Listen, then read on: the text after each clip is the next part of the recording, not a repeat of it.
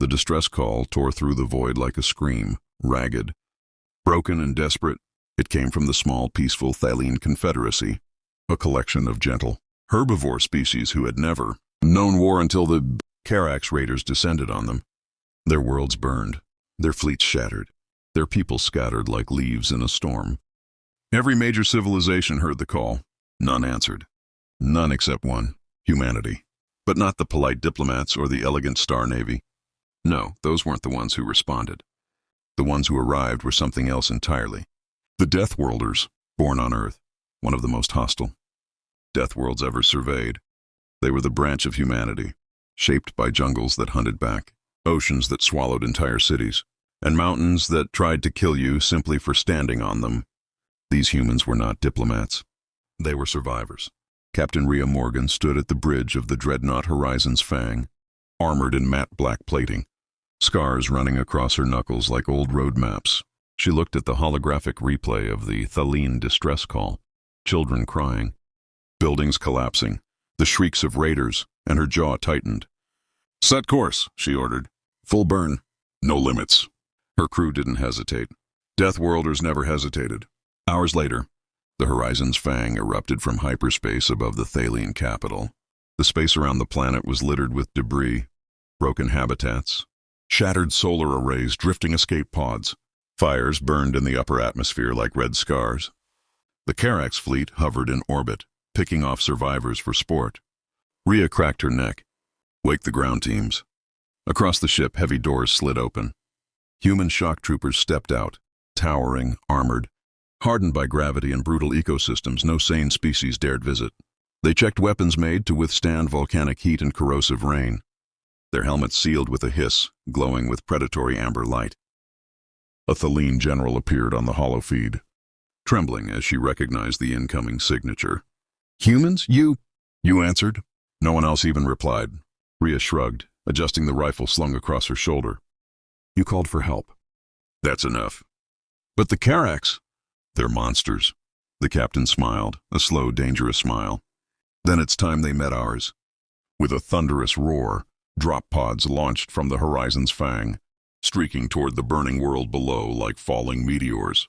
The Karax ships adjusted positions, confused by the single dreadnought daring to attack an entire raider fleet. They didn't understand. Humanity hadn't come to negotiate. They had come to end the suffering.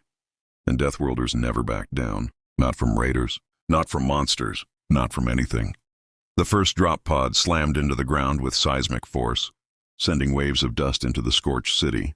The Karax raiders turned, snarling, their chitin armor clacking.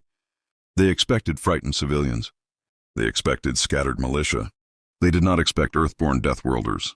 The pod cracked open like an angry egg, releasing a blast of pressure and smoke. Sergeant Kale strode out first, 7 feet tall in exosuit armor reinforced with tungsten bones. His visor scanned targets at the speed of thought. "Multiple hostiles. Permission to ruin their day?" he asked. Rhea's voice crackled through comms. "Burn them." The squad moved with impossible speed. Plasma bolts streaked from Karax rifles, only to bounce off hardened human armor. Kale grabbed the nearest raider by the mandibles and slammed him into the ground so hard the pavement cratered.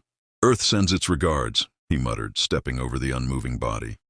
All across the planet, drop pods smashed into war zones, cities where Thaleen civilians cowered suddenly echoed with the thunder of human boots. Deathworld medics dragged wounded survivors to cover with the same strength they used in war. Engineers rerouted broken power lines using tools meant for superstorms. Infantry smashed through raider formations like tidal waves carved from steel. The Karax, brutal and feared in half the galaxy, panicked. "They're unkillable!" One shrieked as his rifle overheated uselessly. "They're humans," another spat, as if the word itself explained everything. In orbit, the Horizon's Fang took on the entire Karax fleet alone. Enemy battleships swarmed the single dreadnought, firing plasma lances bright enough to burn Moonstone. Rhea stood calmly on her bridge, boots spread, eyes glowing with tactical overlays. "Arm the spine cannon," she ordered. Her officers hesitated. "Captain, that weapon is—" "I know exactly what it is." The ship powered up. The lights dimmed. The hull vibrated like a growling beast. A sunbright beam erupted from the dreadnought's core, slicing through 3 enemy cruisers in a single, impossibly clean line. The Karax fleet recoiled, pulling back, trying to regroup. Rhea wiped sweat from her brow. "Deathworlders don't run," she whispered. "They chase." On the surface, Kale's squad fought through the last block, separating them from a massive Thaleen shelter. Dozens of civilians huddled inside, expecting death.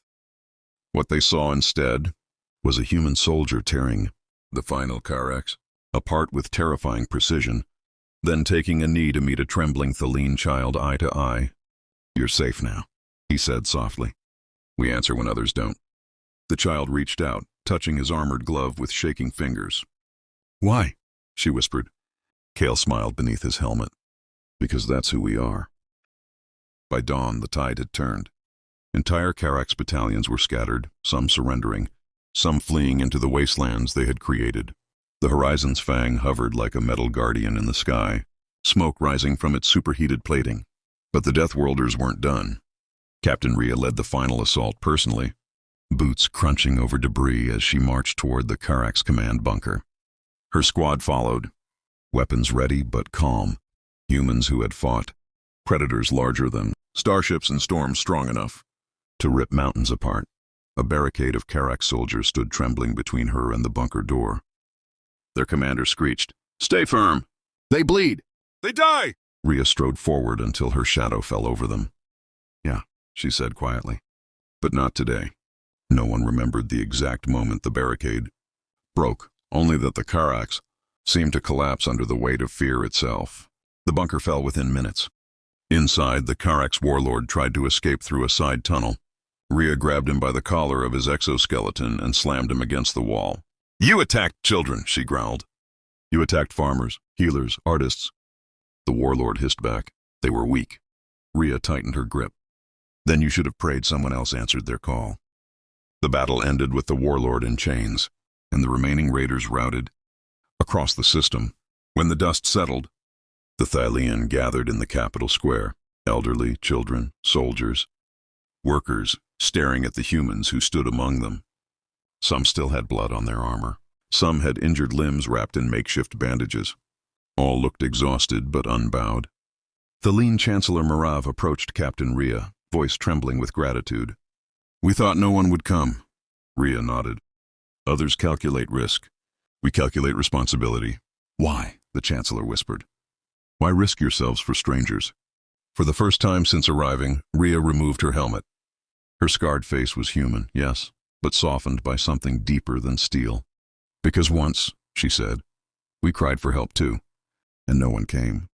We learned that if the universe won't help the innocent, then we will." The Thaleen bowed their heads, overwhelmed. That night, as stars shimmered over the quieted city, human soldiers shared food and stories with Thaleen families. Children climbed on armored laps. Elders rested against human shoulders. The scars of war didn't vanish, but something stronger began to grow. Hope. When the horizon's fang finally left orbit, thousands of Thaleen citizens gathered to watch. Their voices rose together. Deathworlders saved us. But humanity knew the truth. They weren't heroes. They were simply human. And when a distress call echoes through the stars, they will always answer,